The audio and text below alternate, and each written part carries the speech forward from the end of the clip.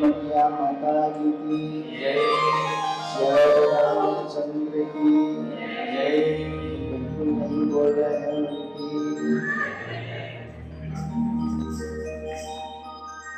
सब लोग ध्यान में बोल रहे हैं। जय बोलने से क्या होता है?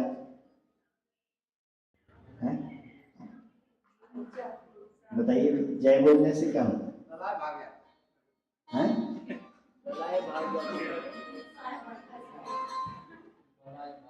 और बताइए, पीछे वाली बहनें भाई लोग बताइए, जय क्यों कहते हैं? और किसी को पता नहीं? जय बोलने से ये भी सही है कि आलस तो भागते ही, लेकिन हम जो भी करते हैं, ये पृथ्वी गोल है। क्या है? हम इसमें जो भी डालते हैं घूम करके, बोलो,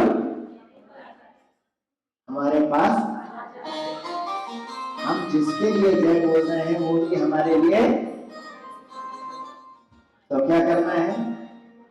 किसी का कुछ फायदा हो या ना हो, लेकिन हमारा होने वाला है।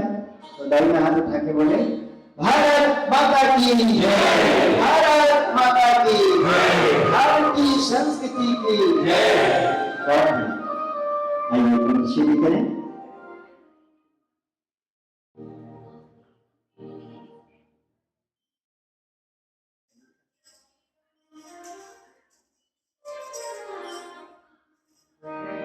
नमस्ते कर लें। थोड़ी देर के लिए परम पिता परमेश्वर का ध्यान करते हैं।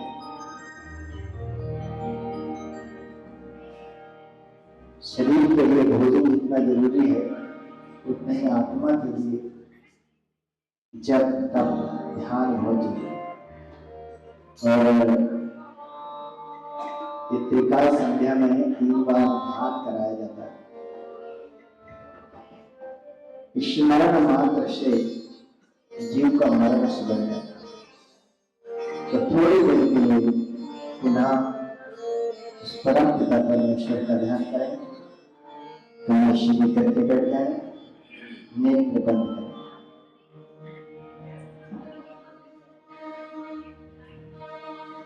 भाव करें गंगा की गोद हिमालय की छाया में बैठे, कल कल छल छल करती हुई गंगा की निर्मल धारा में पवित्र बना दी।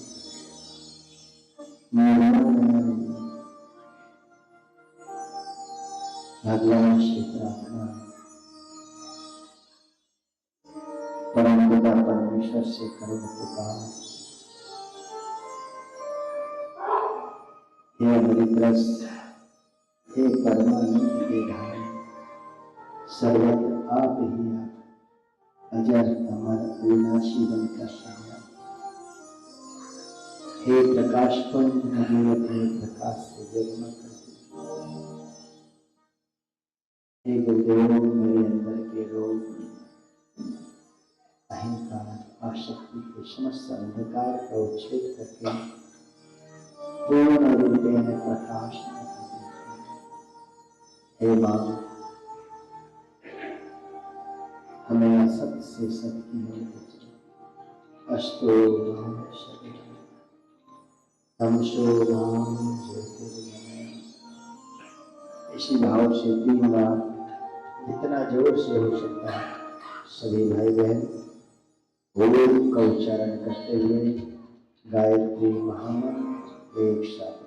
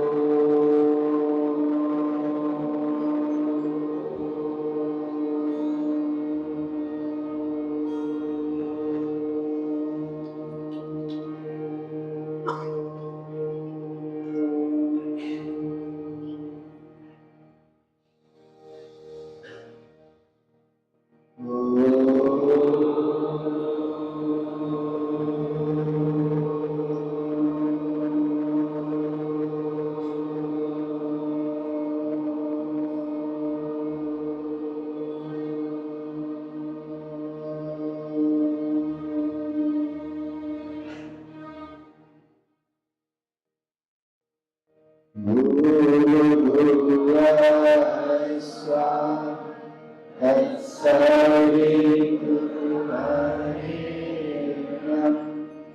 भर्गो देवस्य धीमहि धियो यो नः प्रचोदयात्।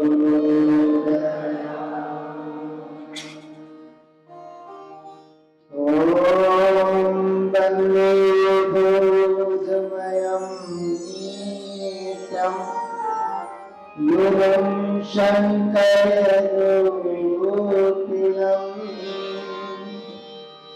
यमाश्रितो हि वक्त्रमुपि चन्द्रः सर्वत्र मुह्यते। त्वं पिता त्वं च मे माता त्वं बन्धुस्त्वं च देवता संसारप्रतिबोधार्थं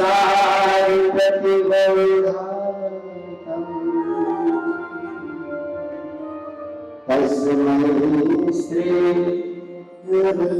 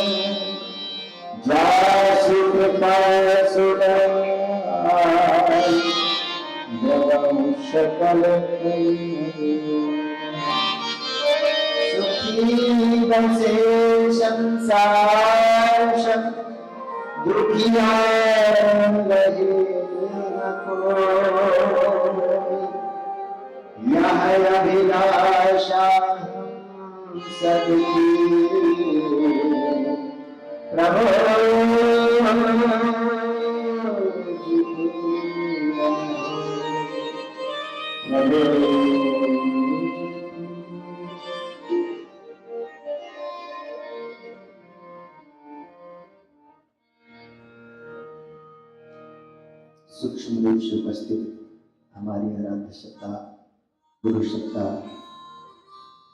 परम पूज्य गुरुदेव परमन्य माता जी आदि शक्ति माता जननी हमारे भारतवर्ष के कोने कोने से आए हमारे आत्मीय भाइयों बहनों मनुष्य के जीवन में ज्ञान सत्संग भक्ति भावना से शांति आनंद उल्लास के भाव जाते हैं। हृदय में निश्चित होने वाली उच्च स्त्री भाव संवेदनाएं लोक मंगल युक्त परमार्थ पर भावनाएं जो आत्मा को एक शाश्वत आनंद की प्राप्ति कराती है। किसकी प्राप्ति कराती है? कौन कराता है?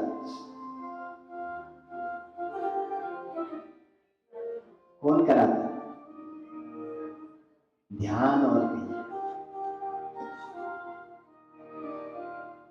आनंद की जो प्राप्ति होती है, ज्ञान, सत्संग, भक्ति,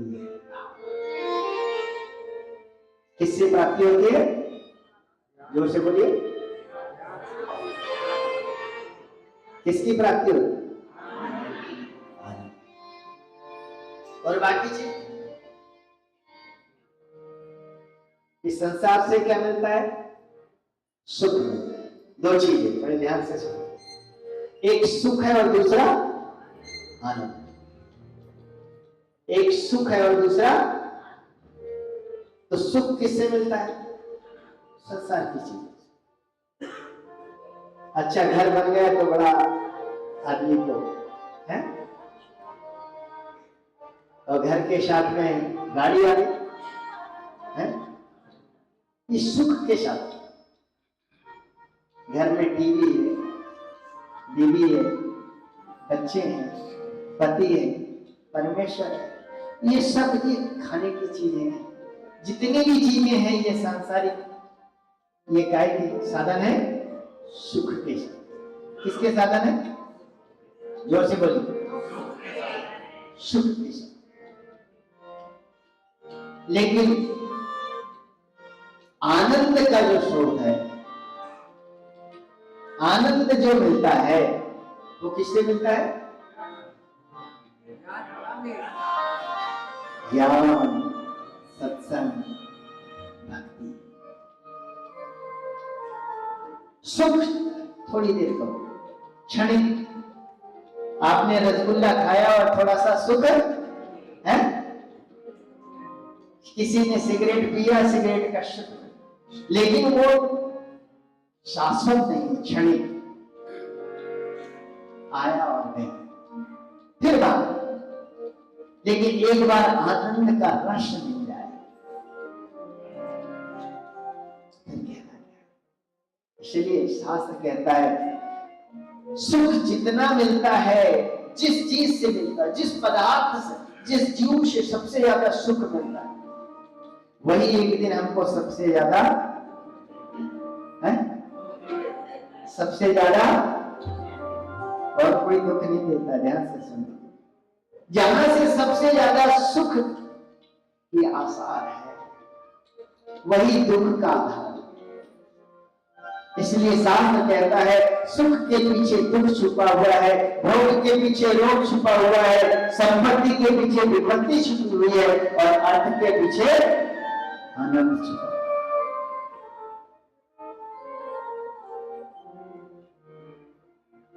दिल का उल्टा क्या होगा? है? और सुख का उल्टा है, और आनंद का उल्टा चुप। आनंद का उल्टा होता है परम आनंद। एक बार आनंद का रस मिल गया तो फिर वो परम आनंद की हो गया। एक बार आनंद का रस नरेंद्र नाम के उस युवक को मिल गया, फिर वही स्वामी विवेकानंद बन गए। एक बार आनंद का रस राजगुरु सुखदेव, झांसी की रानी लक्ष्मीबाई को मिल गया, मीराबाई को मिल गया, तो फिर वो सारे राजमहल का त्याग करके उस भक्ति भावना से संग होते। एक बार आनंद का रस वेदमूर्ति कपोनिष्ठ पंडित श्री राम शर्मा आचार्य जी को मिल गया, तो फिर उन्होंने अपनी 2200 बीघा जमीन दान कर दी। समाज के उद्धार में लगे। एक बार आनंद का रस जब जीव को मिल जाता है तो फिर वो परम आनंद। वो आनंद आता कहां से है? बोलिए। थोड़ी देर का सत्संग, थोड़ी देर वो ज्ञान की गंगा में डुबकी लग जाती, तो फिर जीवन में सत्संग है ज्ञान सरोवर सत्य का संग जब हो जाए तो फिर जीवन में आनंद ही आता। थोड़ी देर का सत्संग भी दो प्रकार के, एक सत्संग है और दूसरा सत्संग। एक सत्संग और दूसरा सत्संग है। सत्य का संग जाना, भजन कीर्तन कर लेना और सत्संग में बैठ जाना वो सत्संग। सत्य जब जीवन में आने क्या हो जाए, बोलो।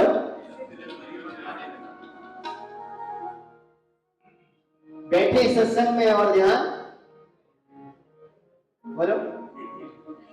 कितने लोग नहीं जाते, आप देखिए अमरनाथ की यात्रा में चैनल खोल के देखिए, केदारनाथ की यात्रा के लिए चैनल खोल के देखिए, बाबाओं के पास में न जाने कितने लोग बैठे हैं, लेकिन चारों धाम की यात्रा से आकर के एक असत्य की चीज नहीं छूट पा रही। सोचिए, एक तंबाकू खाना नहीं छोड़ पा रहे और न जाने कितनी यात्रा चली। सत्य जब तक जीवन में नहीं आता, जीवन में आना पड़ेगा। इसलिए कभी कहता है सत्संग है ज्ञान स्वरूप, सत्संग है ज्ञान स्वरूप, सत्संग है ज्ञान स्वरूप, सुख की खान है बंदे, सत्संग से ही मिलते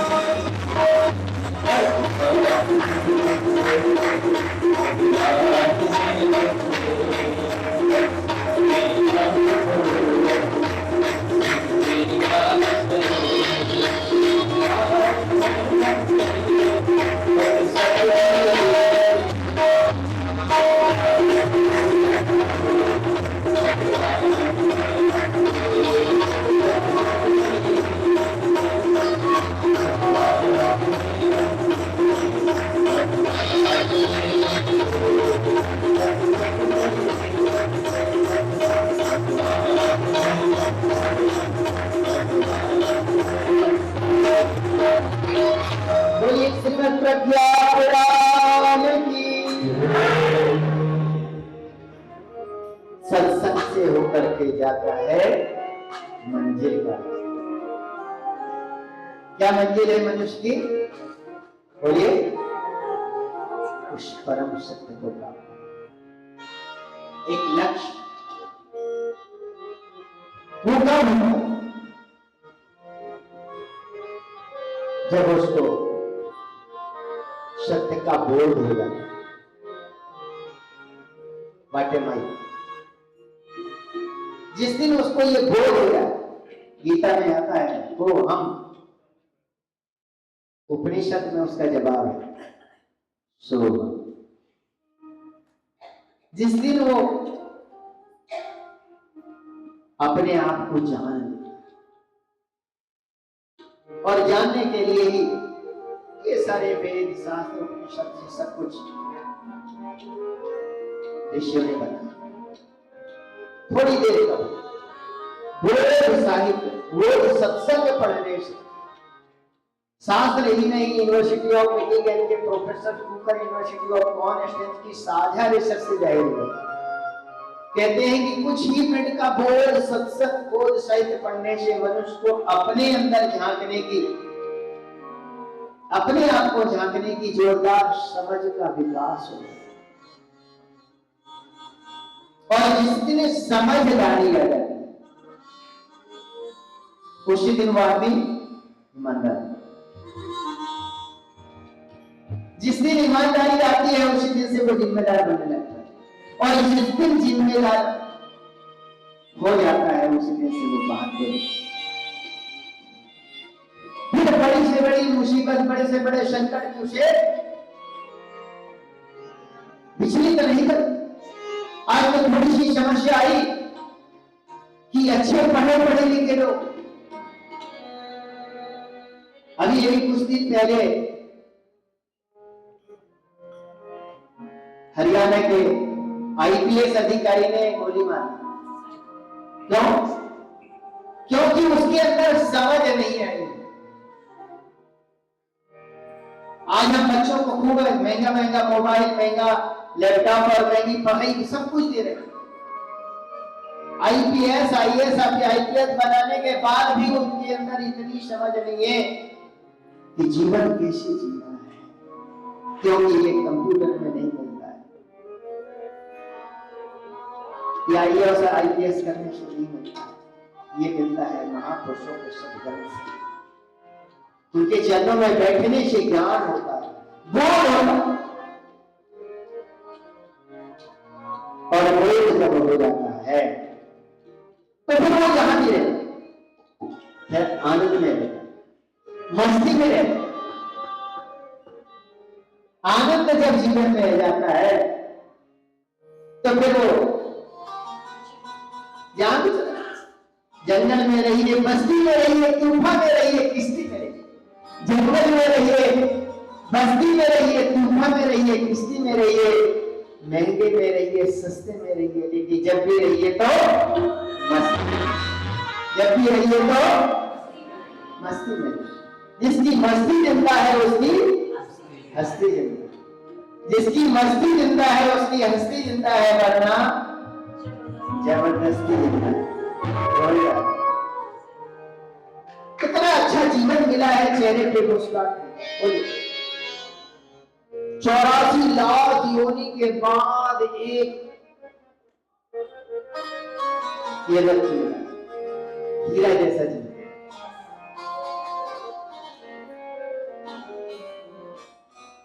लेकिन परेशान, टेंशन नहीं, तनाव नहीं। क्यों? अच्छा ये बताइए, दुनिया में कौन हंस सकता है? कौन हंस सकता है? एक ही प्राणी है। कौन? कौन है? मनुष्य मुस्कुरा सकता है। कभी गधे को हंसते हुए देखा? घोड़े को, कुत्ते को, बैल को? पर कभी धोखे से अगर गधे को हंसते हुए देख लें तो समझ जाइए कि वो भी इंसान बनने की फिराक में है। क्या बनने की? लेकिन इतना बढ़िया इंसान का शरीर मिला है,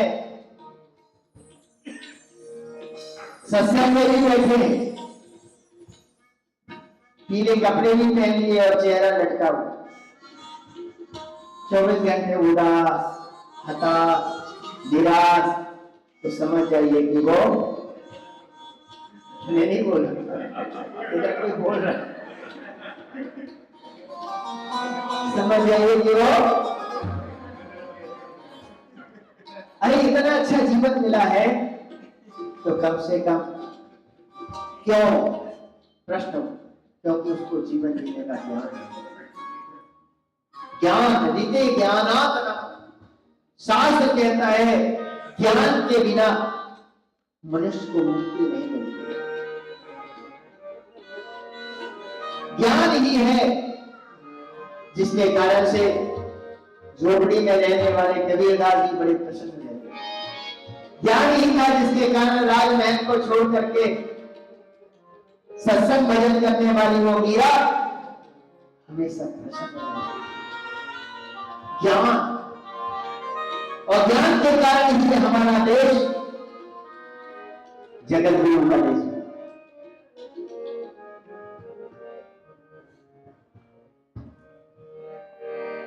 बचपन से ही माताएं बहनें हमारे बच्चों को वो ज्ञान के शुद्ध शुद्धोशी बुद्धोशी निरंतर कान में बोला जाता और वो बच्चा बड़ा होकर के यहां भी आता,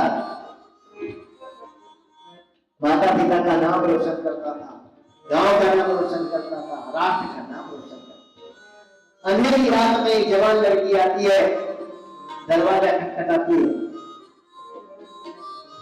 और वो दरवाजा खोलते बराबर देखता है कि बहुत सुंदर एक युवती। कहता है देवी आप कौन?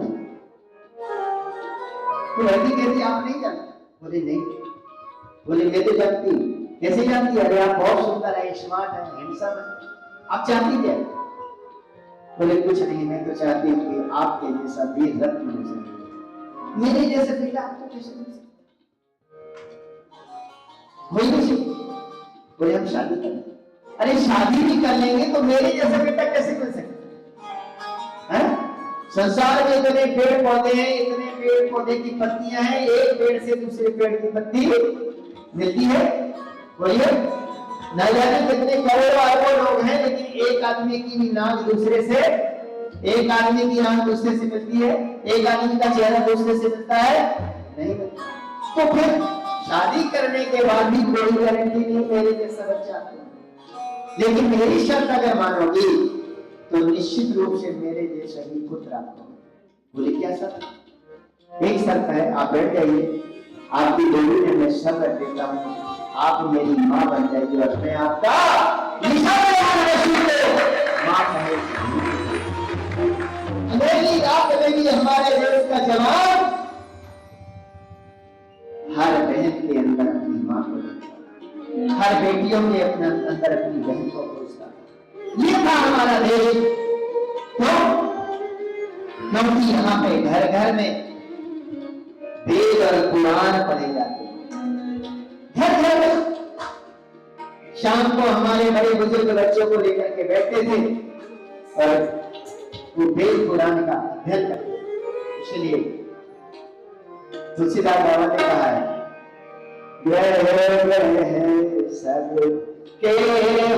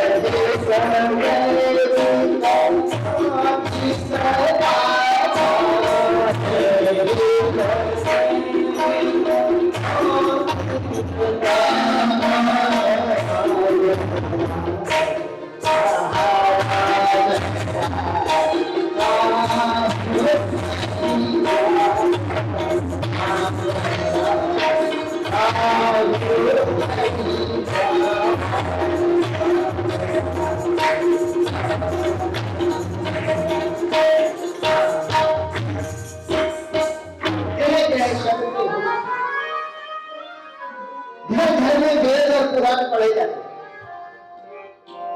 आज हमने पुस्तक पढ़ना छोड़ दिया। क्यों? क्योंकि हमको ज्ञान ही नहीं। स्वाध्याय करने से, ग्रंथ पढ़ने से, पुस्तक पढ़ने से हमारी आत्मा जानती है। हमें रास्ता मिलता है। भले एक खोज पढ़िए, लेकिन अभ्यास में ग्रह ग्रह शब के हो पुराना। आप प्रज्ञा पुराण लेकर के जाइए, कितने लोग हैं जो साहित्य पढ़ करके, वेद पढ़ करके, पुराण पढ़ करके जिन्हें अपने जीवन का कायम किया। दैविक भौतिक तापा, किसी प्रकार की बीमारी नहीं। क्यों? इसमें हर चीज की दवा मिली, हर चीज की दवा। आपको कैसे उठना है, कब उठना है, क्या खाना है, क्या नहीं खाना है, क्या बोलना है और क्या, हर चीज की दवा है। लेकिन जब से ये जो मोबाइल आया है ना, तब से आदमी के पास में समय। पहले तो वही कुछ साहित्य का अध्ययन हो जाता था, वेद पुराण पढ़े जाते, घर घर में अध्ययन होता था भाइयों बहनों, और सारा आस ग्रंथ कथाओं से भरा पड़ा। कथा की महिमा आप टीवी में देखते, लेकिन कथाओं का सार जो वो श्रीमद् प्रज्ञा पुराण। आज की समस्या का समाधान श्रीमद् प्रज्ञा पुराण के अंदर आपको मिलता है।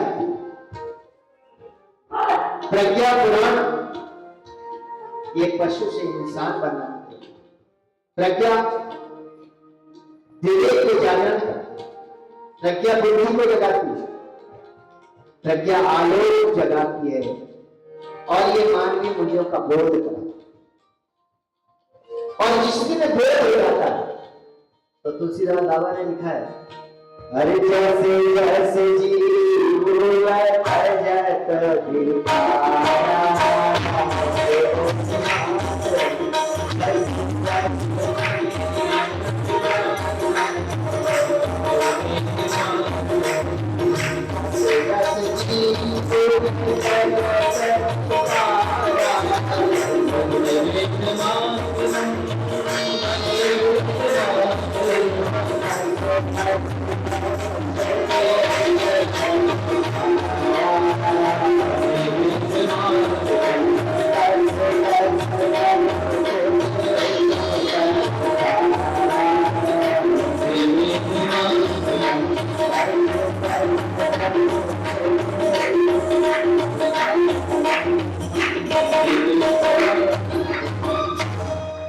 जैसे जीव को यह अजत होता है, जैसे ही उसको बोध होता है, वैसे ही वो नशा करना छोड़ देता है। जैसे ही उसको बोध होता है, वो अंगुलीमाल से ऋषि बन जाता है। जैसे ही उसे बोध हो जाता है, वो रत्नाकर अभिषेक कब होता है? जब वो ग्रंथ को पढ़ता, जब वो कथा को सुनता है। तो आइए हम सब कमर सीधी करके बैठे कुछ पावन कथा को सुनते हैं, जिससे हमारे जीवन में ज्ञान का प्रकाश हो। आज 7वां दिन सत्साहस संघर्ष प्रकरण दिया गया है। सभी लोग कमर सीधी करके बैठे हैं। ऋषि क्या कहते हैं? ओम आरण्यकस्य शक्तस्य सप्तमे दिवसे शुभे जिज्ञासु शाहि पूर्वाश महर्षि प्रमुखो ब्रह्म विद्या प्रवक्ते सर्वधनस्य प्रसंगिते देवयज्ञकर्ता प्रोक्तं यथार्था वर्मत्वयि। 7वें दिन के आरण्य क्षेत्र के प्रमुख जिज्ञासु थे महर्षि दुर्वासा। वे अनेक पंक्ति में बैठे और अपनी जिज्ञासा प्रकट करते हुए और पूर्ण गंभीर स्वर में पिपलाद जी से बोले, हे देव, आपने ब्रह्म विद्या के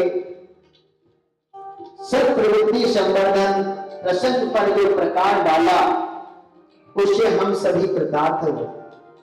फिर भी एक असमंजस बना हुआ है कि इस संसार में सर्वत्र संव्याप्त दुष्टता से किस प्रकार से निपटा जाए। आसुरी आक्रमणों से आत्मरक्षा के लिए हमें क्या करना चाहिए। बहुत गजब की बात यहाँ ऋषि कह रहे हैं। ऋषि दुर्वासा जी विप्लाद ऋषि से प्रश्न कर रहे हैं और हो सकता है हम सबका भी यही प्रश्न हो, बहुत सारे भाई बहनों का प्रश्न हो कि हम जब भी कर रहे हैं तब भी कर रहे हैं, तीर्थ में भी जा रहे हैं, लेकिन उसके बाद भी हमारे अंदर न जाने कैसे कैसे विचार और न जाने कैसे कैसे हम लोगों से पाप हो जाता, तो वो कैसे रुक सकते, कैसे हम उससे छुटकारा पाए। तो यहां पे हमारे अंदर जो बैठा हुआ है असुर, वो असुर हमसे क्या क्या करा लेता है, कैसे हो जाता है, हमें बिल्कुल भी पता नहीं। पेड़ के नीचे एक गधा बैठा हुआ था, रस्सी से बंधा। एक शैतान आया उसको छोड़, और गधा क्या हुआ, गधा तो गधा भागा और किसान के खेत में जाकर के चरने लगा। किसान की पत्नी ने देखा ये तो फसल खा रहा है, तो दूर से एक पत्थर लेकर के जैसा मारा तो वो पत्थर संयोग से उसके मस्तिष्क में लगा, वो वहीं गिर और गधा जैसे ही गिरा तो उधर से मालिक दौड़ते हुए आया, उसने देखा कि तो मार गया। उसके पास में अपने घर में एक बंदूक टंगी थी, वो लेकर के आया और गोली चली। अब वो किसान की पत्नी बन, किसान की पत्नी जब मर गई तो उसके पति ने देखा कि मेरी पत्नी को उसने मारा। उसको भी गुस्सा आया, उसने गोली लेकर के किसान को गोली से वो भी मारा।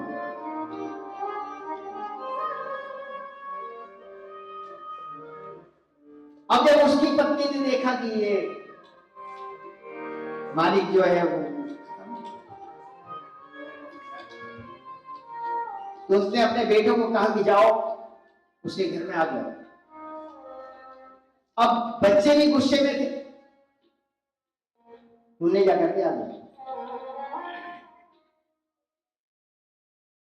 लगा दिया। तो संयोग से वो जो मालिक था वो उस समय घर में नहीं था, वो तो उसमें घर में होगा तो आग लगी थी, जल गया, वो कहीं खेत में था। अब वो जब आकर के देखा कि इतने तो मेरे घर को जला दिया, तो वो भी गोद लेकर के आया और वो बच्चों को भी मार डाला और उसकी पत्नी को भी। अब उसको जेल हो गई। जेल में बैठे बैठे सोचा ये कैसे हो, छोटी सी गलती के अपने आप से उन्होंने प्रश्न, ये शैतान कौन था जिसने गधा को छोड़ा। वो शैतान कहता है कि मैंने तो सिर्फ गधा को छोड़ा, लेकिन तुमने अपने अंदर के शैतान को जगा दिया, इस कारण से इतने सारे केस हो गए, इतने सारे। अपने अंदर के शैतान को कैसे कंट्रोल करें,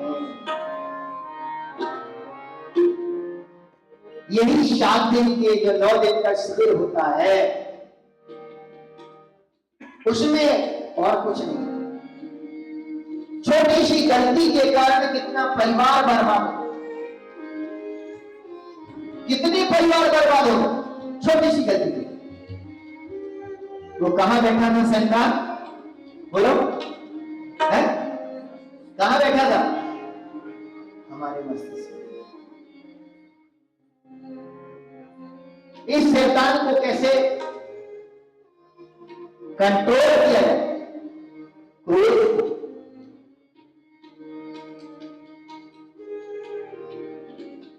कोई भी गलती कर देता है, हमारा भाई है, पत्नी है, बच्चे, आप समीक्षा करें।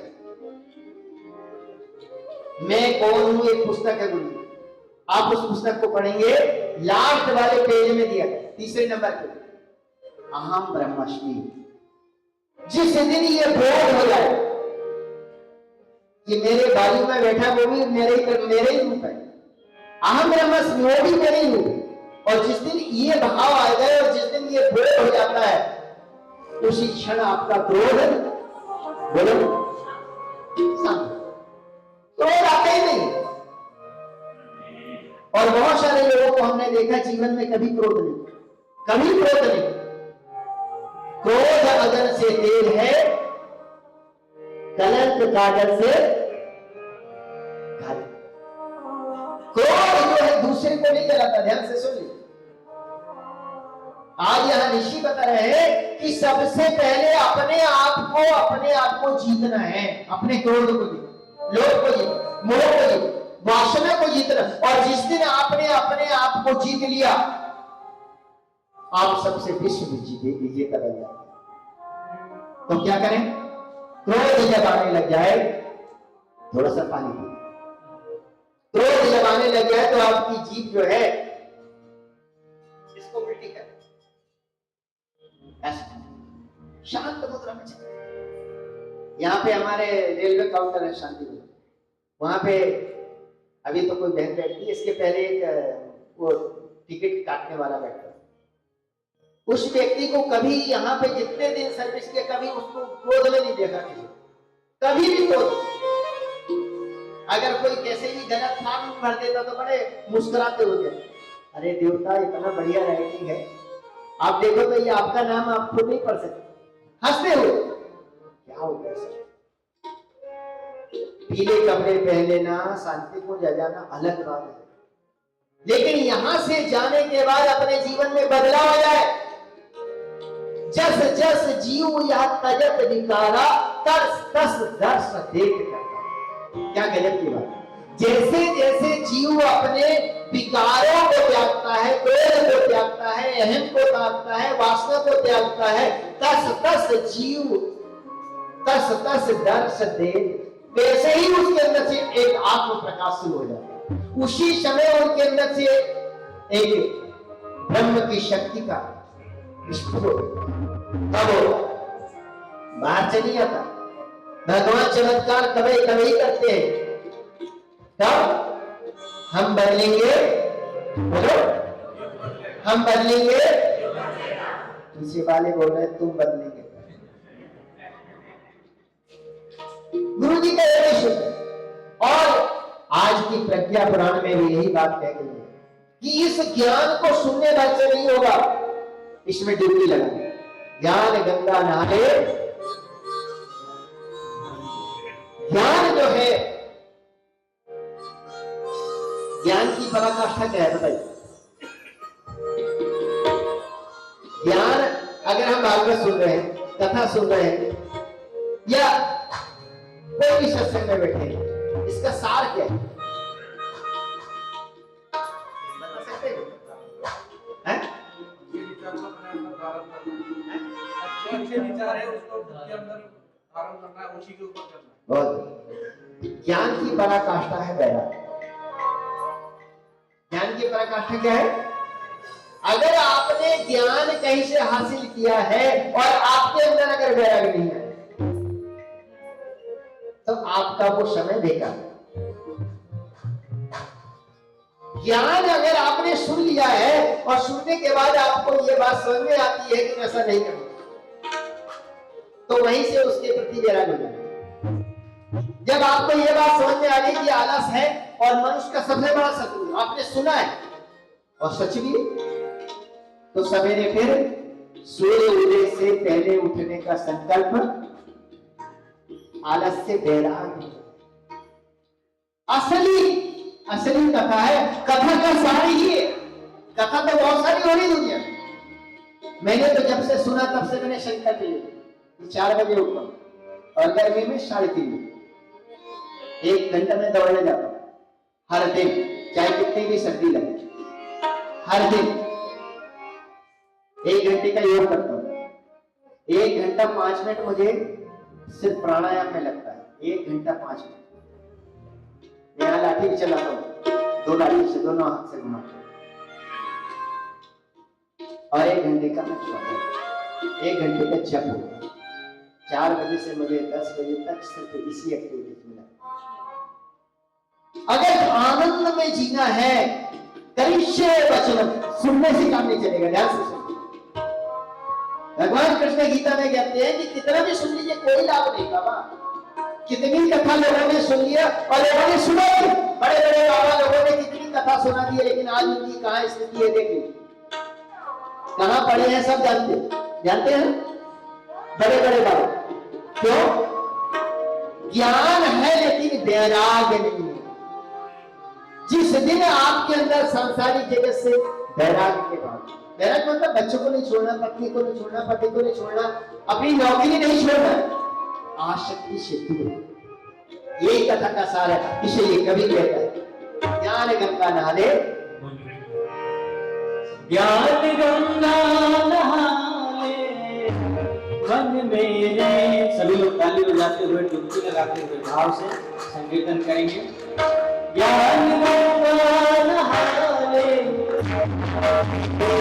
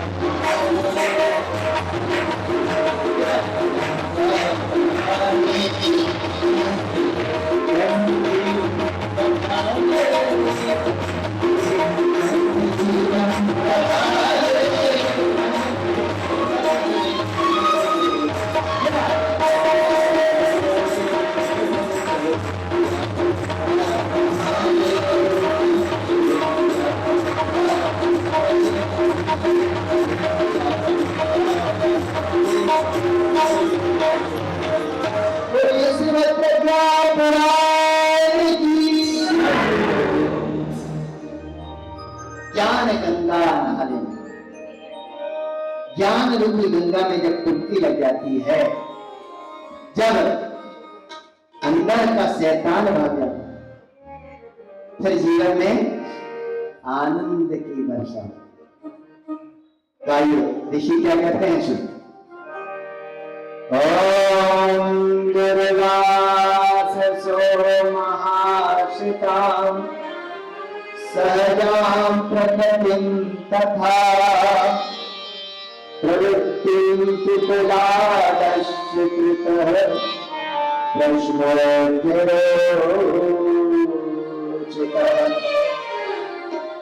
महर्षि दुर्वासा की सहज प्रकृति और प्रवृत्ति को देखते हुए उनके द्वारा उठाया गया प्रश्न पिपलाद को अच्छा लगा। कुछ समय पूर्व प्रश्न को सुनकर और सराहना करके शत्रु के सूर संचालक पिप्लाद ने हंसते हुए कहा, आपकी रुचि और रुझान का भी ब्रह्म विद्या में समुचित समाधान है। क्या समाधान है?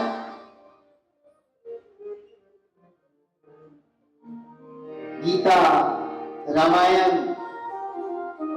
भागवत जो भी आप पढ़ें, गीता में युद्ध संबोधन कई स्थान पर आता है। वो युद्ध किससे करना? अपने अंतः के कुसंस्कारों से। बाहर के आक्रमणों से युद्ध तो कोई भी कर सकता है। सबसे महत्वपूर्ण है कि हमारे अंदर जो बैठा हुआ है राक्षस, यहां पे श्रीमद् प्रज्ञा पुराण हमें कहती है कि जो अपने अंदर के कुसंस्कार से संघर्ष कर सकते वो दुनिया में कहीं असफल नहीं। थोड़ा सा संघर्ष आया और आदमी भागने लगे। भगवान से कभी मत मांगिए कि मेरे जीवन में संघर्ष ना आए। भगवान से कभी मत मांगिए कि मेरे जीवन में संघर्ष, अगर उनने सुन लिया तो फिर पता नहीं आपको रिक्शा वाला बना दे, मजदूरी करने वाला, कोई संघर्ष नहीं। सवेरे गए और दिन भर मजदूरी की और शाम को एक पौवा लगाया टन, क्या बोलो? कोई संघर्ष नहीं है। शराब पी के आया तो और दो चार घंटा पत्नी को दिया, क्या हो गया साहब? लेकिन जितने बड़े बड़े संघर्ष होते वो बड़े बड़े काम करते। ध्यान से सुनिए, जितना बड़ा संघर्ष होगा, सुनीता विलियम्स का नाम सुना है? अमिताभ बच्चन को देखा, कितना संघर्ष। वहां पे दूरदर्शन में गीत गाने के लिए गया, उनको बाहर निकाल दिया, बोले आपकी आवाज ठीक है? बड़ी परेशान हुए। लेकिन अगर वो गीत गाने लग जाते तो पता नहीं आज वहां पहुंचते क्या। अनिलिमा सिन्हा का नाम सुना है? जितना बड़ा संघर्ष होगा, अंबानी को सुना है? आज भी छुट्टी नहीं देते। चाय बेचने वाला हमारा देश का है, पता है आपको कितना बड़ा संघर्ष। जो जितना ज्यादा संघर्ष करेगा, संघर्ष में स्ट्रेंथ बिल्डिंग, आपकी जो है स्ट्रेंथ, आपकी मजबूती को बिल्ड किया। संग्राम में जिंदगी है, लड़ना इसे पड़ेगा। जो नहीं लड़ सकेगा, बोलो, सोचते हैं कि साहब गायत्री मंत्र का जप करने लगे अब तो हमारा सब आसान हो जाएगा। हाँ, आसान नहीं होगा और संघर्ष आने वाला। लेकिन आपको अगर ये पता है कि मेरे गुरु इतने शक्तिशाली है, आप पर ये विश्वास है, तो कितनी बड़ी से बड़ी कठिनाई दी जाए उसमें भी हम मुस्कुराते हैं। क्यों? पता है कि गुरुदेव आपको संघर्ष देंगे, उसके बाद भी आप पॉजिटिव सोचने वाले। उस पॉजिटिविटी के कारण नेगेटिविटी और पॉजिटिविटी नहीं, एक ही संकल्प लेना। और एक चीज दिखाई देती है, संघर्ष में भी उसको बड़ी प्रसन्नता होती। 32 साल हो गए मेरे को यहाँ शांति मिली, और मैं देखता हूँ कई बार। अभी तो मैं टोली गया था, इतना गजब एक्सीडेंट हुआ कि पूरी गाड़ी के चारों तरफ के शीशे टूट चुके थे, पूरे चकनाचूर। हम लोग 2 लोग थे, दोनों सुरक्षित। क्या हुआ साहब? मुस्कुरा रहे, सब लोग वीडियो बना रहे। उनने कहा कि हमको तो ऐसा लगा कि ये खत्म हो गए तो गाड़ी इतनी 190 की स्पीड में थी और उस समय एक आया की बात गाड़ी में से बोलना संघर्ष तो आएगी, कठिनाई आएगी, लेकिन आपके अंदर संघर्ष करने की हिम्मत है तो फिर आप जहां जाएंगे वहां से। एक बच्चा इंडियन एयरलाइंस एयरपोर्ट पे जॉब करता आलोक 12वीं पढ़ रहा था, तब से वो यहाँ शिविर में हर साल आता है, 9 दिन का शिविर। उसको मैंने कहा बेटा अपने आप से लड़ना सीखो, अपने मन से लड़ना सीखो, अपने कुसंस्कारों से लड़ना सीखो। कैसे करें? गुरुदेव ने कहा कि बेटा जैसा खाए अन्न वैसा बने। अब यहाँ से शुरू होता सर, और उन्हें गांठ बांधी। अब तो उसकी शादी भी हो गई, बच्चे भी हो गए, लेकिन वो 9 दिन यहाँ पे रहता है तो भोजनालय में आश्चर्य का आस्वाद भोजन शांति को जाएगा। 9 दिन के लिए चीनी नमक क्या होता है वो दोनों चीज नहीं खाता।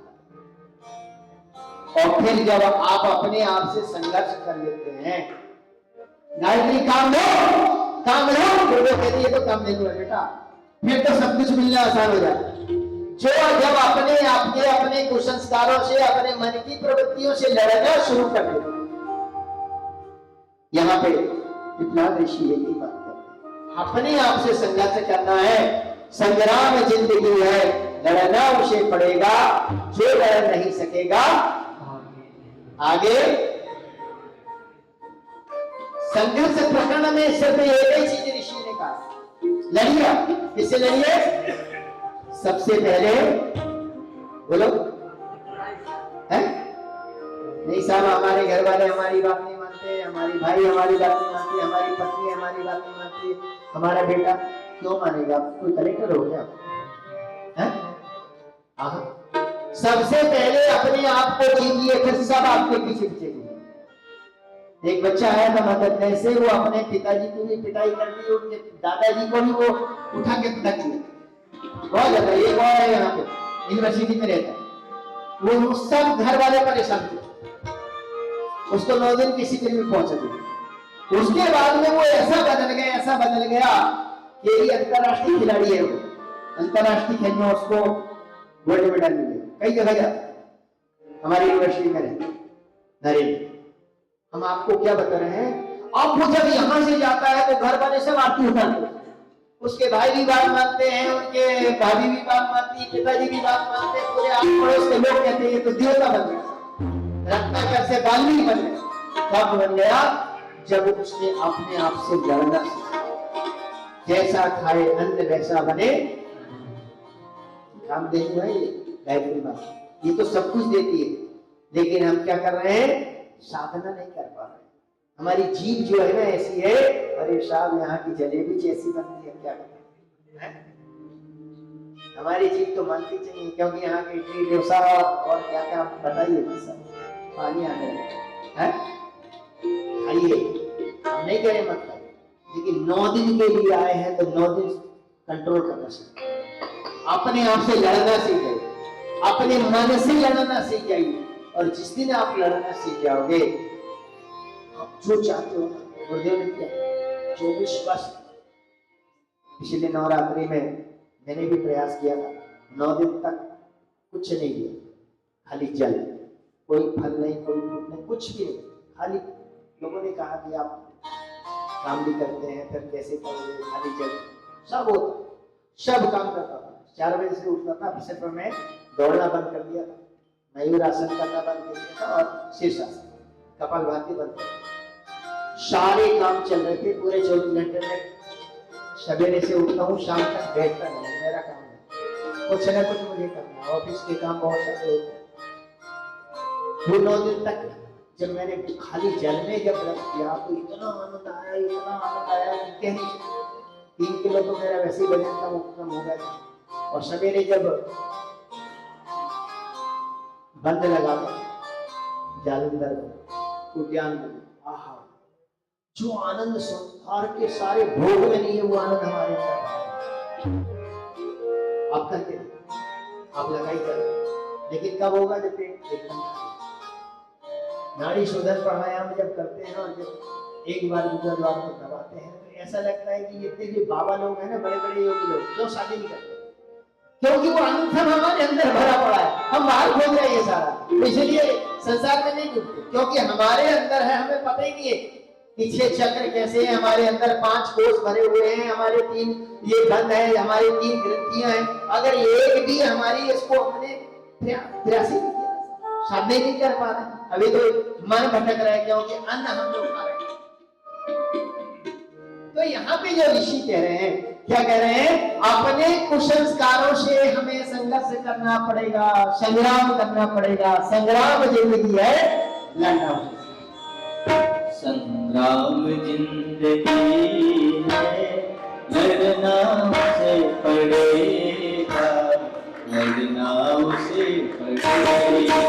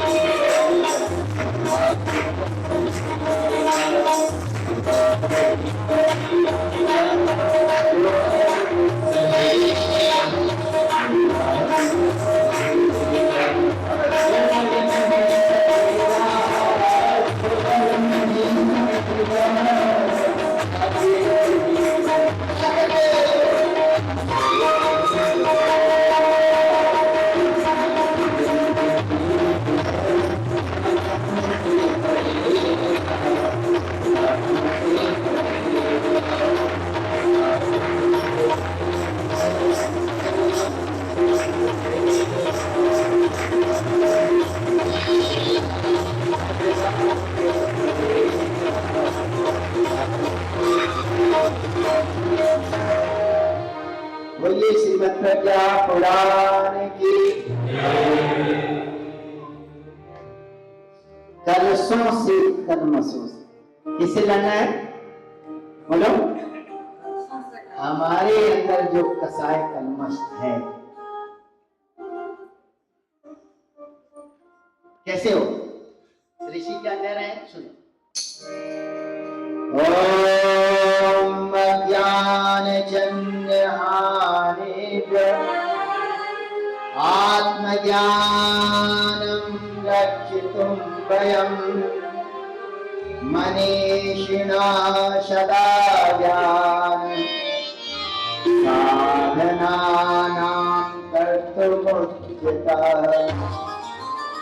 संसार में अवांछनीयता भी इसलिए है कि वहां न्याय निष्ठा के प्रति सहानुभूति उभारे और उसके समर्थन में प्रखर पराक्रम करने की प्रेरणा।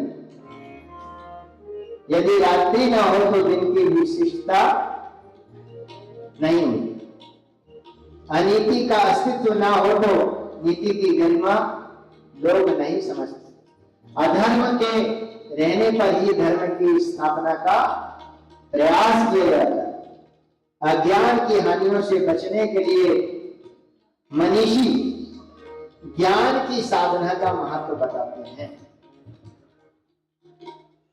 और ज्ञान जब जीवन में आ जाता है, भगवान अपने प्रिय राजकुमार की परीक्षा अवांछनीयता की माया रचकर बड़ी गजब की बात बता रहे हैं।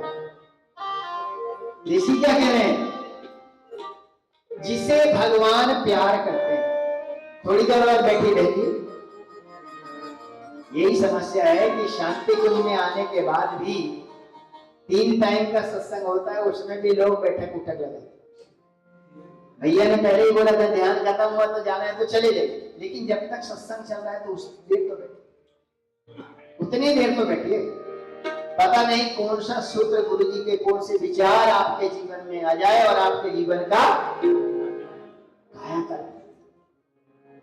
यहाँ पे ऋषि कह रहे हैं कि भगवान अपने प्रिय राजकुमार की परीक्षा अवांछनीयता की माया रचकर लेते। अब हमें बड़ा विचित्र लगा कई बार। भगवान जिस पर प्रसन्न होते हैं, जिस भक्त पर प्रसन्न होते हैं, उसको अग्नि परीक्षा के द्वारा दिया। अब ये बड़ी बात है, जिस पर भगवान प्रसन्न होते हैं उसे अग्नि परीक्षा से गुजरना पड़ता है। अब उस परीक्षा को जो पार कर जाता है, कई बार ऐसा लगता है कि ये तो गलत है, अगर गुरुदेव है तो ऐसा नहीं होना चाहिए, वो हमारी परीक्षा होती है। अब उस परीक्षा से गुजरने के लिए हमें क्या करना पड़ता है? बोलिए, संघर्ष। उस समय हमारी श्रद्धा निष्ठा अडिग होनी। सिमट जाए रेती वही चट्टान बनती, श्रद्धा लौट कर भक्त की वरदान बनती। भले ही ब्रज छोड़कर विश्वास का कान्हा चला जाए, लगन की राधिका तत्पर, लगन की राधिका तत्पर स्वयं भगवान। लगन की राधिका, यहाँ पे जो परीक्षा होती है, यहाँ जो परीक्षा की बात ऋषि ने कहा हर भक्त की, और उस परीक्षा में हमको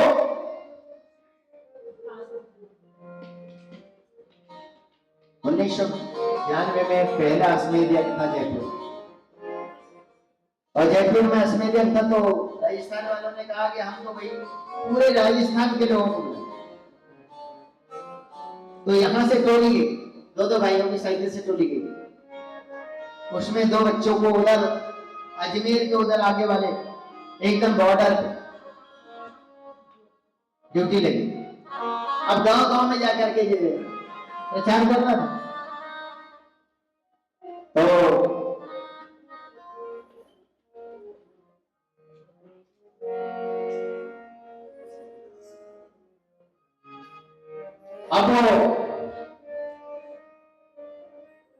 अब शाम को वहां पे कार्यक्रम खत्म हुए, अगले गांव में शाम को जाकर ठहरना था। उन्होंने कहा साहब हमको जाना है, तो गांव वालों ने कहा नहीं उधर नहीं जा सकते। बोले क्यों?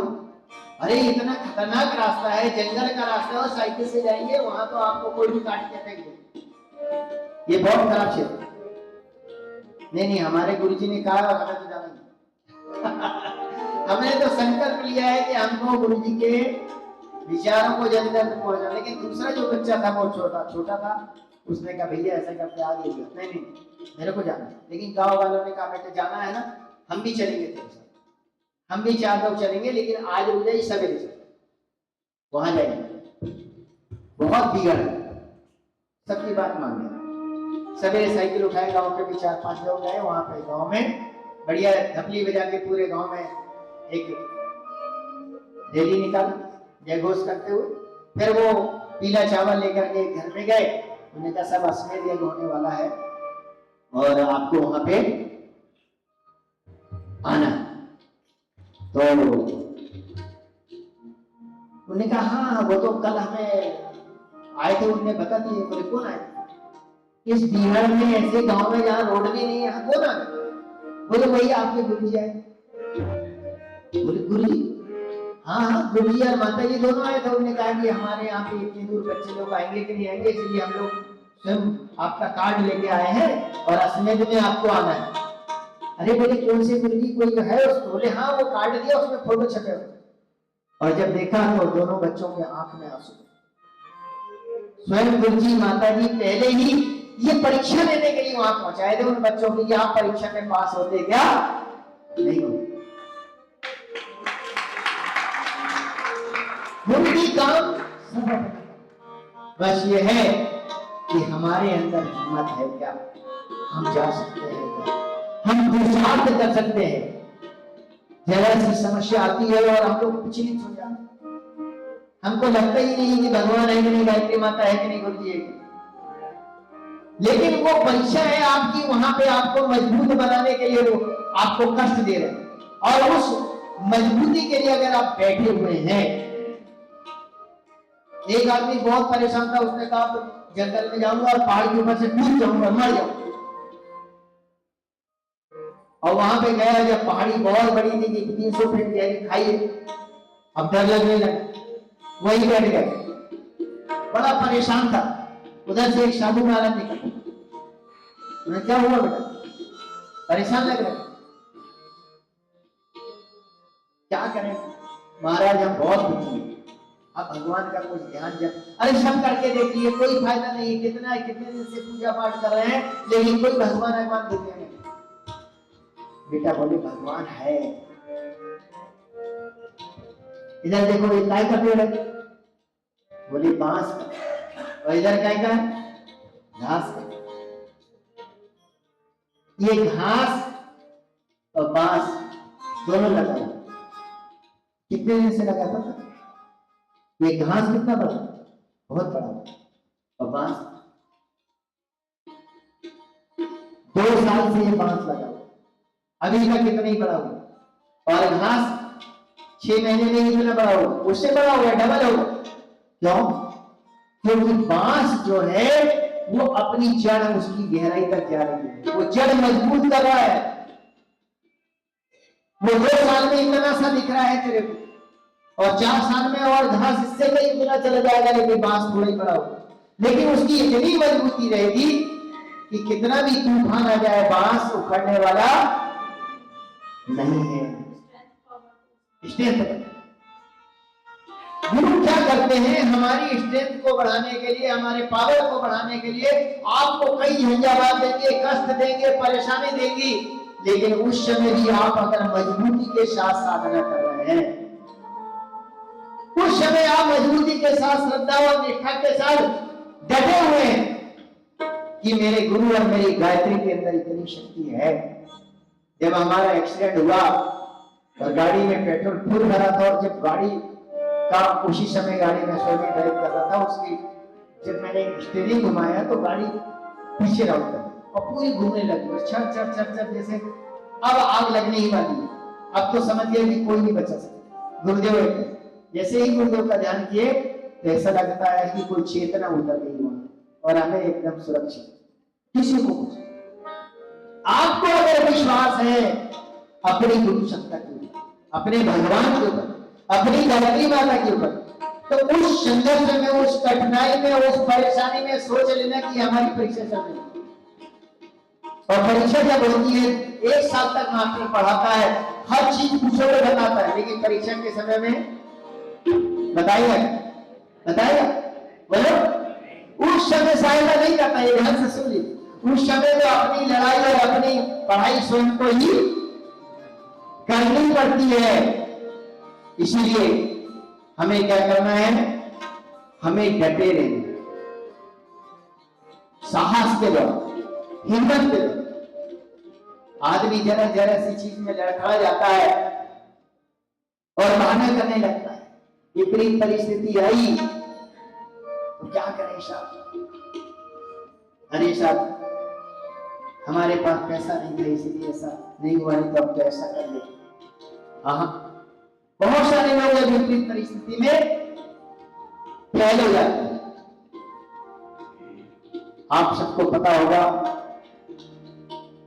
लोग कहते मैं कम पढ़ा लिखा हूं इसलिए मैंने बहुत आगे प्रगति नहीं की, लेकिन फोर्ड कंपनी के संस्थापक, आपको पता है, खाली 10वीं पढ़े,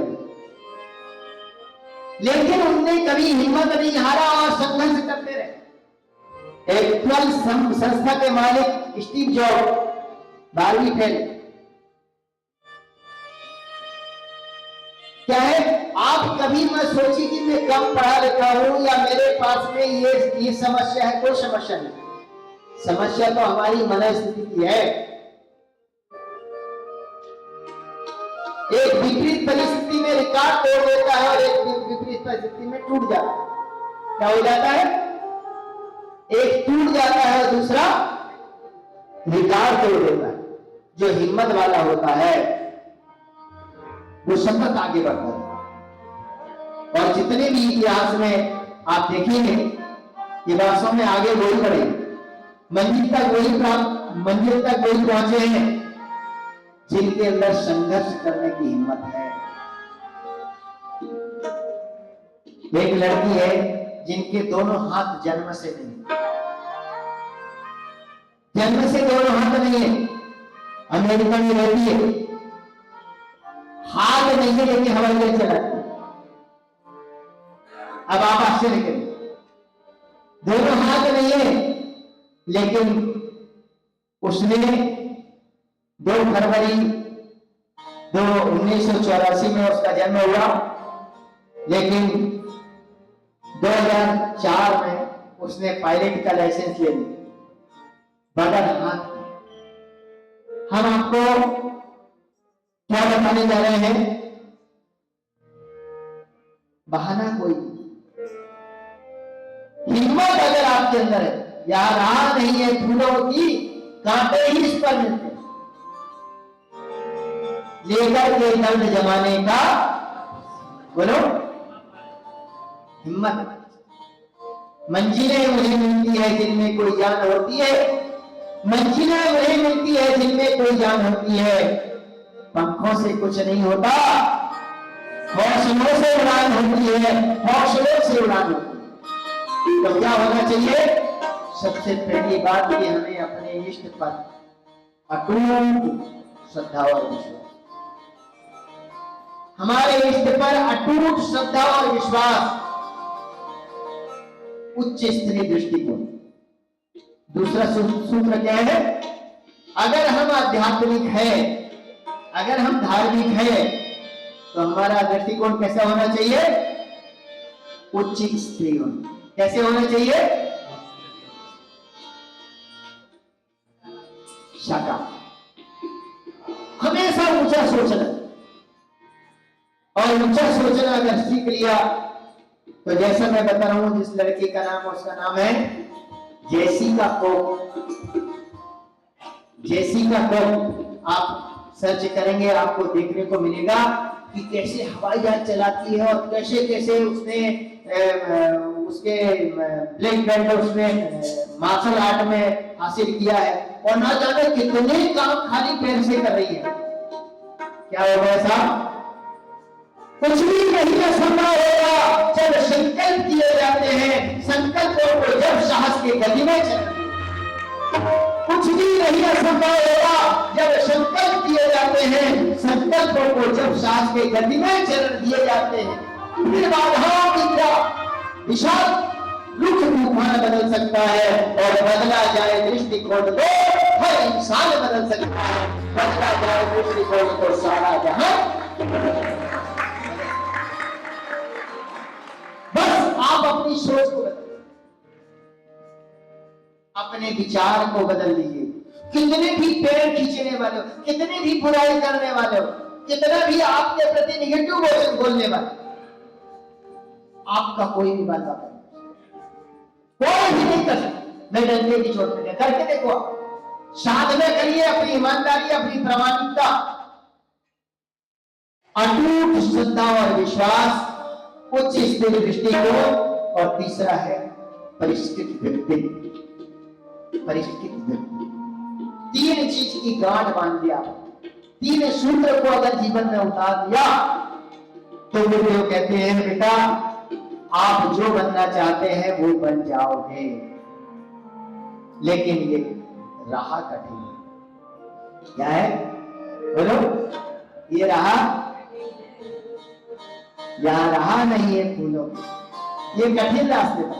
और जो कठिनाई से डरते नहीं है वही अंबानी बनते।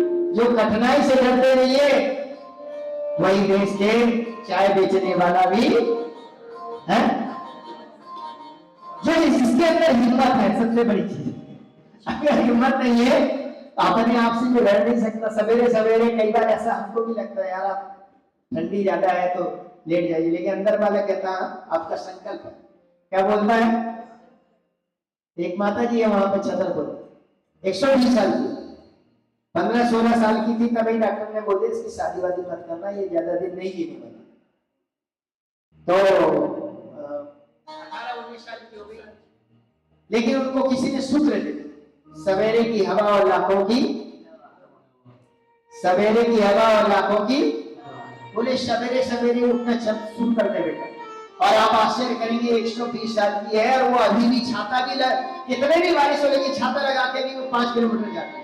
उस समय से चल रही है, और उसकी शादी हो गई, उसके बच्चे हो गए, उसके नाती हो गए, और उसके बेटे की उम्र खत्म हो गई, उसकी बहुएं खत्म हो गई, उसके नाती करने लगे। वो 120 साल की अभी भी अपना काम करती, अपने कपड़े धोती है, अपना खाना बनाती, कोई किसी से हेल्प नहीं लेती। क्या हो गया? कुछ भी नहीं असंभव होता। अगर आपका संकल्प है और साहस करने की हिम्मत है तो कभी कहता है यार वहां नहीं है फूलों की कांटे ही इस पर मिलते हैं, ये करते दर्द जमाने का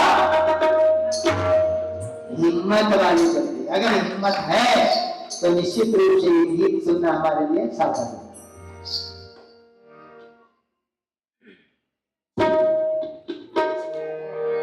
यह राह नहीं है फूलों की, यह राह नहीं है फूलों की, कांटे ही इस पर मिलते हैं।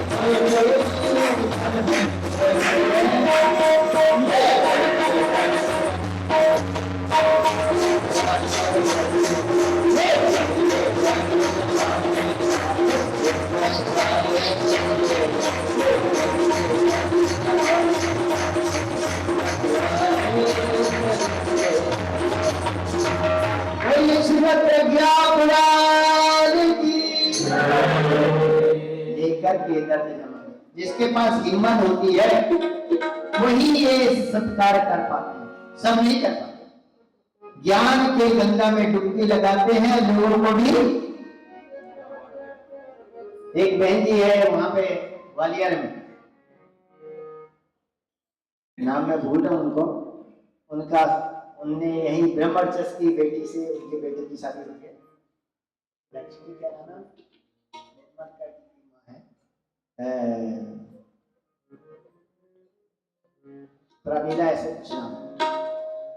उन्हें एक कथा सुनी प्रज्ञापुर और उन्हें संकल्प लिया कि मैं यहां से जाने के बाद में 11 कथा करवाऊंगा, 11 स्थानों पे करूंगा। और अभी तक 21 कथा वो कर चुकी है।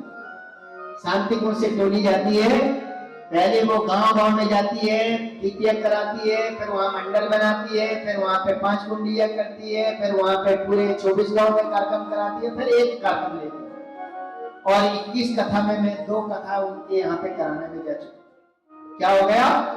ये हिम्मत वाले हैं जो ज्ञान रूपी गंगा में डुबकी लगाते हैं और सारी दुनिया को वो ज्ञान का रस पिलाते हैं। ऐसे नहीं मिलता है। गुरुदेव का अनुदान और वरदान, गुरुदेव कहते हैं बेटा तू मेरा काम कर, मैं बोलो तू मेरा काम करेगा तो मैं तेरा, सीधी सी बात। आप कहते हैं उनका कौन सा काम है? बस उनके विचारों को जन्नत तक पहुंचाना। हमारे गांव में, जिस गांव में हम रहते हैं, क्या उस गांव में प्रज्ञा पुराण की कथा हुई है? नहीं हुई है तो हम प्रयास करें कि वहां पे भी शांतिपुर से एक टोली ले जाए और वहां पे बढ़िया यज्ञ के साथ में प्रज्ञा पुराण।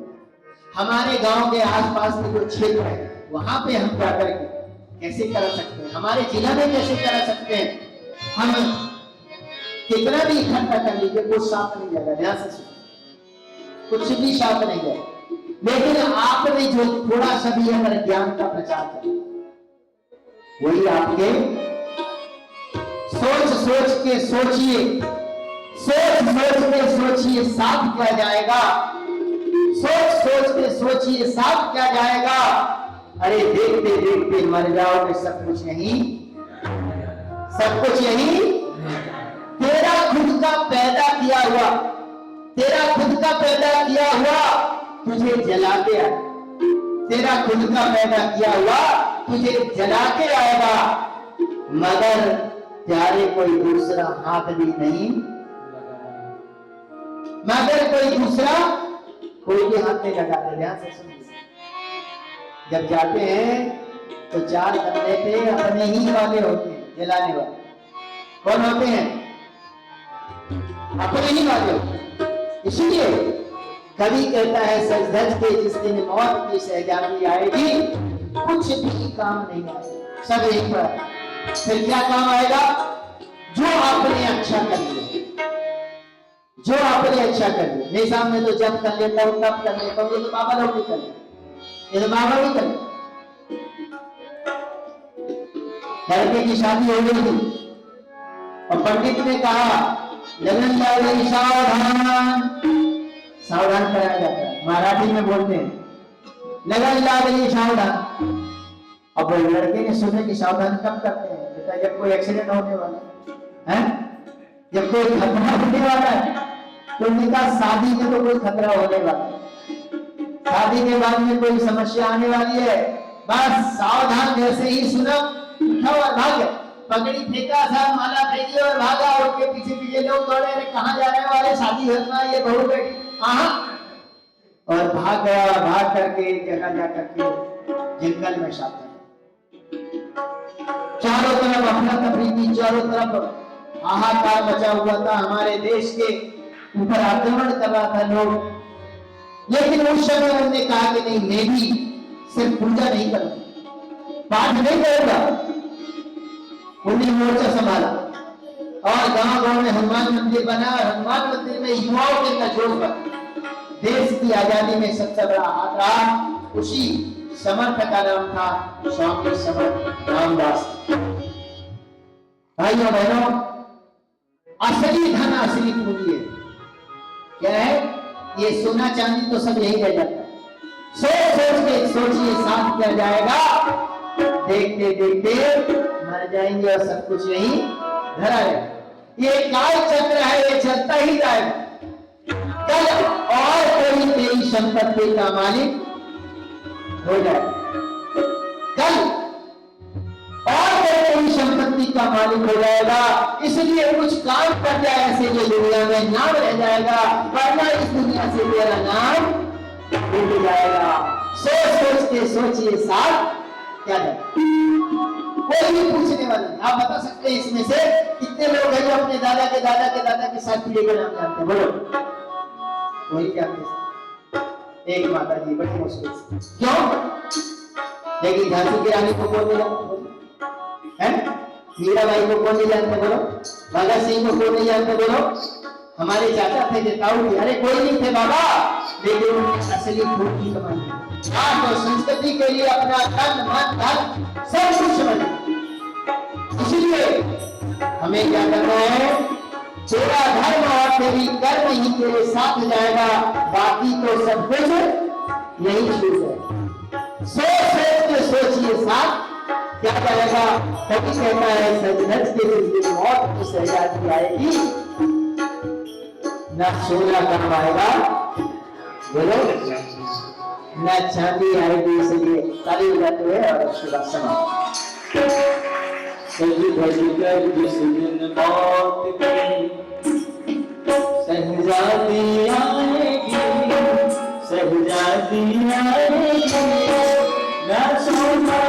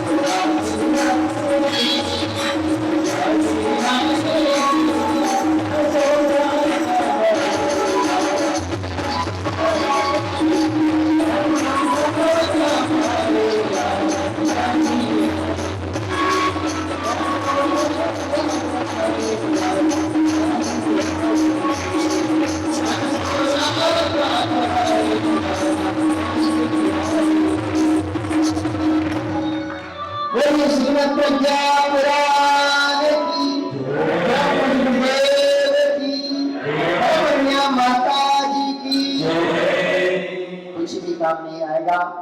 बहुत अच्छा मौका है, माता जी की जन्म शताब्दी का वर्ष है, इसलिए हम इसमें कुछ करना चाहें तो 2026 हमारे पास में है, हम भी अपने गांव में जाकर के कुछ ऐसा कर सकते हैं। कर सकते हैं क्या? बोलिए, कौन कौन कर सकते हैं? जरा हाथ खड़े करो, सीधा हाथ खड़ा करो। जिसका हाथ नहीं है मत उठाओ। पता चला कि अगले जन्म में हाथ ही नहीं मिला। अरे मिला है तो कुछ अच्छा काम करने का संकल्प लेके जाइए भाई, नहीं तो अगले जन्म में सर्प की योनि में चले जाएंगे, ऐसे लड़कते रहेंगे, भगवान से कहेंगे मेरे को हाथ क्यों नहीं दोगे, पिछली बार तो दिया था। तो फिर तूने भगवान के लिए किया तो सीधा उठाइए ऊपर, ऐसा सीधा, बहुत बढ़िया। मुट्ठी बंद कर लीजिए, आंखें बंद करिए, बोलिए मैं आज परम पूज्य गुरुदेव की तपस्या में संकल्प लेता हूँ कि आज से अपने अंदर का एक शैतान को मार के जा रहा हूँ, अपने अंदर का शैतान, जो भी आपको ऐसा लगता है कि कोई नशा करते हैं, बुराई है, क्रोध है, आलस है, मन ही मन बोल लीजिए। और समाज के लिए, गुरु के कार्य के लिए, जो भी आप अपने गांव में, अपने क्षेत्र में करना चाहते हैं या यहाँ पे कोई श्रमदान करना चाहते हैं। अभी हमको चालक लोगों की आवश्यकता है, ड्राइवर की आवश्यकता है, इंजीनियर की आवश्यकता है, प्लम्बर की आवश्यकता है। जो भी ऐसे भाई हैं, अगर वो यहाँ पे देना चाहते हैं समय, तो वो भी मन ही मन बोल लीजिए और फिर आप बताइए। आज मैं संकल्प लेता हूँ, जो भी ले रहे हैं मन ही मन बोलिए। प्राण जाई पर वचन न जाए, मस्तिष्क से लगा लीजिए। और जो भी आपने संकल्प लिए हैं वो आप यहाँ पे बता सकते हैं, ठीक है। किसी का कोई प्रश्न है, कोई पूछना चाहते हैं कुछ? नहीं, शांति का कमर सीधी करिए। आपके घर में शांति, आपके परिवार में शांति, आपके जीवन में शांति और उसी भाव के साथ शांति। ओम शांति अंतरिक्षं शांति, पृथ्वी शांति, शांति औषधयः शांति, वनस्पतयः शांतिर्विश्वे देवाः शांतिर्ब्रह्म शांति, सर्वं शांति, शांतिरेव शांति, सामा शांति। ओम शांति शांति शांति, सर्वारिष्ट शांतिर्भवतु। सभी भाइयों बहनों को शुभ रात्रि, प्रणाम।